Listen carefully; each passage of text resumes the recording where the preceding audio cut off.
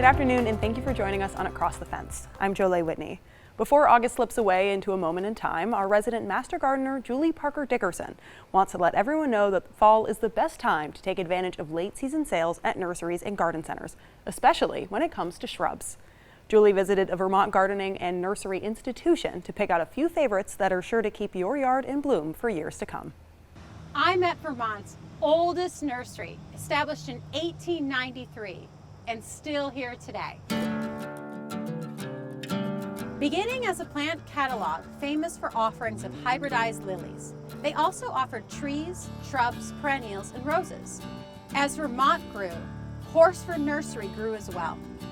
Today, owner Charlie Prout continues this vision, but with even more land and modern landscaping and plant care practices. We are here looking at the spectacular collection of deciduous shrubs available for your garden. While there are so many options, let's hone in on some native shrubs that will enhance your habitat and beautify your home for years to come. Clethra alnifolia, or summer sweet, is the harbinger of fall. Blooming at the end of this summer, this intoxicating scent from this flower is a perfect fit for any Vermont garden. This is a native plant. It hosts 11 different kinds of species of Lepidoptera, that's moths and butterflies. And the hummingbirds absolutely are attracted to this flower. You can get it in ruby red. It also has a beautiful white flower as well. The shrub is pretty small in comparison to some of the other shrubs we're looking at today, with a total height of about 4 to 7 feet, and the width a little bit smaller, about 3 to 6. Try this dwarf variety if you need this plant in a smaller space. It's highly adaptable to soil conditions, and it's perfect for your garden. When we think about our summer plants, buttonbush is one of my favorites. Buttonbush has fuzzy ping pong sized balls that attract bees and butterflies alike.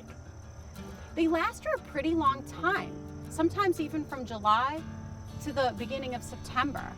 If you have a wet, marshy spot, this shrub is perfect for you.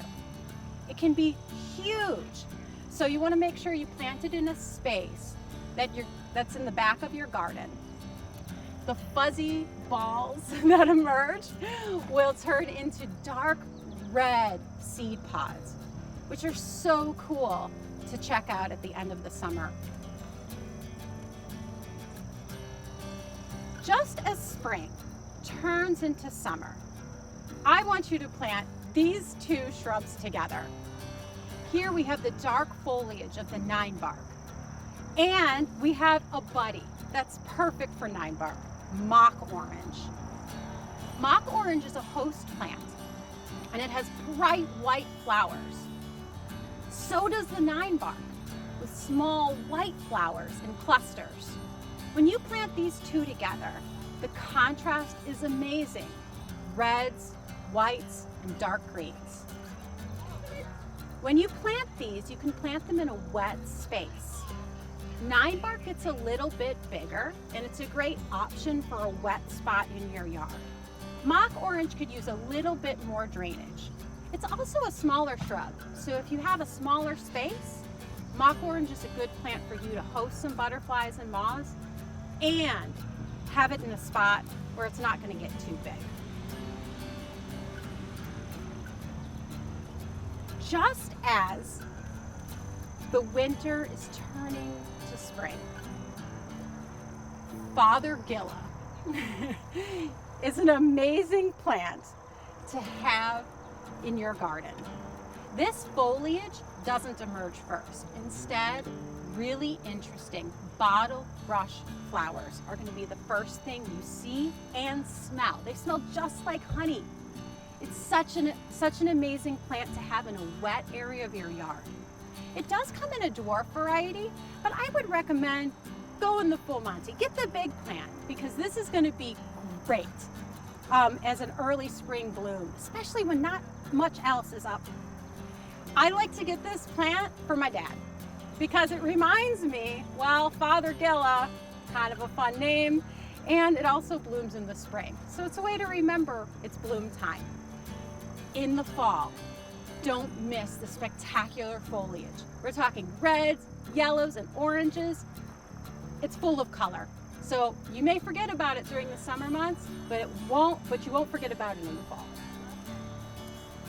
Let's check out one of the first plants to bloom of the year. Now you may not know about vernal witch hazel's flowers, but now that you do know this name, you're gonna love checking out the small yellow flowers that emerge at the bleakest time of year. I'm talking about February and March. When you're at the ski mountain, but wait a second, hang out in your yard and don't forget to stop and smell the flowers because this plant is gonna be in bloom. It's got these really, really strange flowers. I mean, alien looking. They look like little yellow spiders with spiny little petals. And the scent is incredible. So make sure you get really close to the plant with your nose because that scent is gonna be amazing. We're gonna take a walk through Horsford and check out the mature variety of this plant. This is a tree form witch hazel, but you can also have it in shrub form. The seed pods on the witch hazel expel these tiny black seeds that birds love to eat. If you want to feed the birds, this fall, plant witch hazel. We're on the shrub mat at Horsford's. Here, we're going to be looking at a great plant for winter. Winterberry, right in its name, Ilex verticulata. Winterberry is great to plant in a hedgerow. And if you love feeding birds just like I do, but you'd rather not stomp around in the snow filling plastic cylinders with seed, this is the way to go. Winterberry, once established, will produce nutritious, plentiful berries for overwintering birds. Now, winterberry is a little tricky though, because you can't just buy one. They're dioecious, meaning they need a female plant and a male plant. You can plant multiple females and one male. I like to put them all in a row, hence a hedgerow. However, if you don't want the male plant, which is not as showy as the female plant right present in your garden, you could put him in the back border. Just make sure he's not too far away. Winterberry can get pretty big. You can also train it to be smaller, but expect a larger plant, about 8 feet wide, 10 feet tall. It can get really big, but remember, it's super beneficial to the birds in your yard. Spirea tomentosa is one of the last fall blooming native shrubs in Vermont. I love this shrub because it's a great alternative to something like butterfly bush, for instance. It's got great purple flowers, a little bit pink, and it's a host plant for butterflies and moths, or what we would call Lepidoptera. I love this plant for a number of reasons. It could be planted in sun, part shade, and shade. And you could plant it in a rain garden, which is totally awesome. So just about everybody can make room for this plant in their yard. It's also not a large shrub. So if you live in an urban environment or maybe a suburban lot, this plant could be planted in a corner, or it could be a feature of your garden, knowing that it's going to be one of the last blooming plants of fall. Plant Spirea for those butterflies and moths for next year.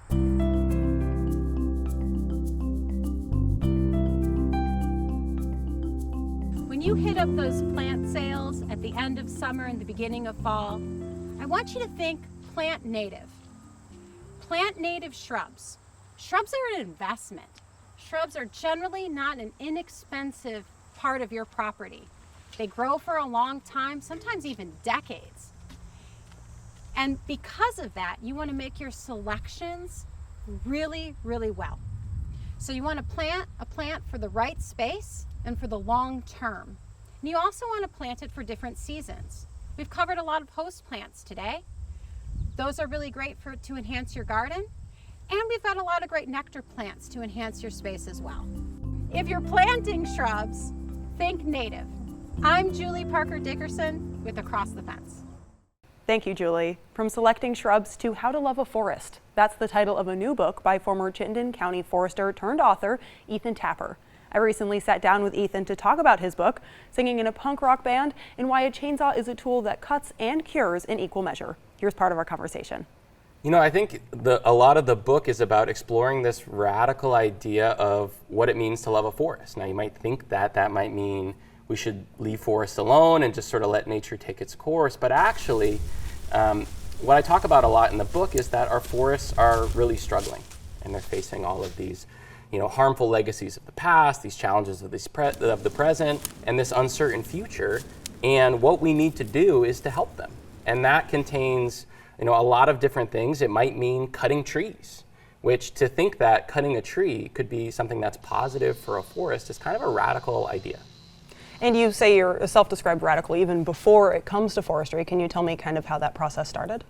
Well, I just think that I like to think about these issues in a broader way. Sometimes it's sort of radical to think about, instead of dealing with, like, maybe in my field, how forestry is practiced, how we've traditionally done things, to think about how we can reimagine forests, how we can reimagine what it means to care for them, and sort of turn over and reimagine a lot of these practices that are commonplace, and turn them into something that's maybe more appropriate or more helpful to our ecosystems. Our full interview with Ethan Tapper will air on Across the Fence this coming Tuesday, September 3rd. We hope you can join us then after WCAX noon news and weather. That takes care of Across the Fence for today. I want to thank everyone who works behind the scenes here at WCAX who make our program possible. I'm Julie Whitney. Have a good one.